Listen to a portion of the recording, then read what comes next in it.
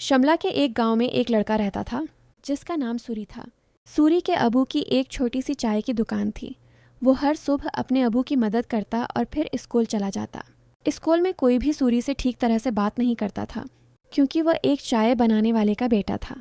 वो सबसे दोस्ती करने की कोशिश करता, दोस्तों के ग्रुप में शामिल होना चाहता, मगर कोई भी उससे बात नहीं करता था।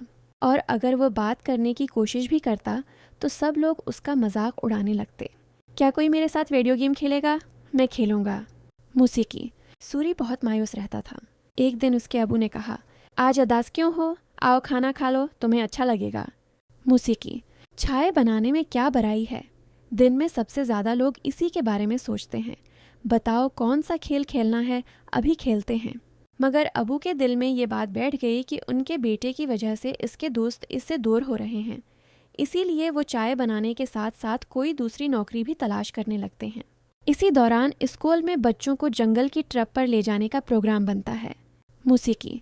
तमाम बच्चे तैयारी के साथ आने वाले होते हैं। सूरी घर आकर अपने अबू को बताता है, अबू, स्कूल की तरफ से हमें जंगल की ट्रिप पर ले जाया जा रहा है। बराहे करम मेरा ज़रूरी सामान पैक कर दीजिएगा। अबू कहते हैं, जी बेटा, ज़रूर।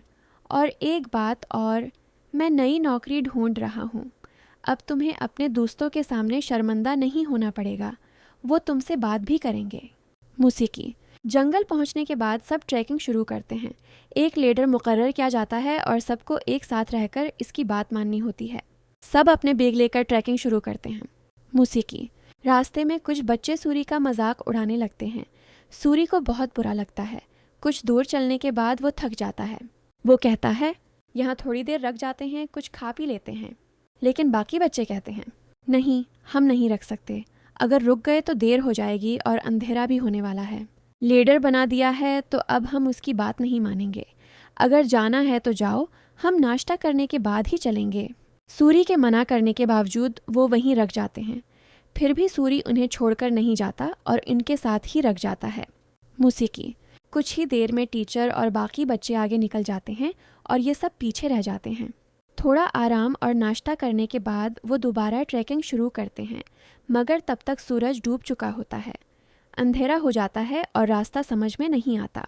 बाकी बच्चे भी डरने लगते हैं। कुछ ही देर में एक ऐसा मोड़ आ जाता है जहाँ से रास्ता पहचानना मुश्किल हो जाता है और इन्हें वहीं रखना पड़ता है। सूरी कहता है, अब तो मुझे भी रास्ता नहीं मालूम। मेरे ख्याल से हमें आवाज़ लगानी चाहिए। वो सब ज़ोर ज़ोर से टीचर और अपनी क्लास के बच्चों को आवाज़ देते हैं, है कोई, है कोई। मौसीकी।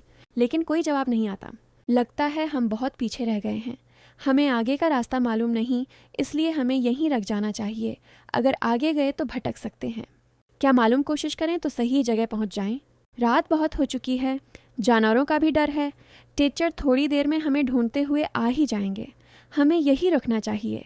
सबको उसकी बात ठीक लगती है और वो सब वहीं रख जाते हैं।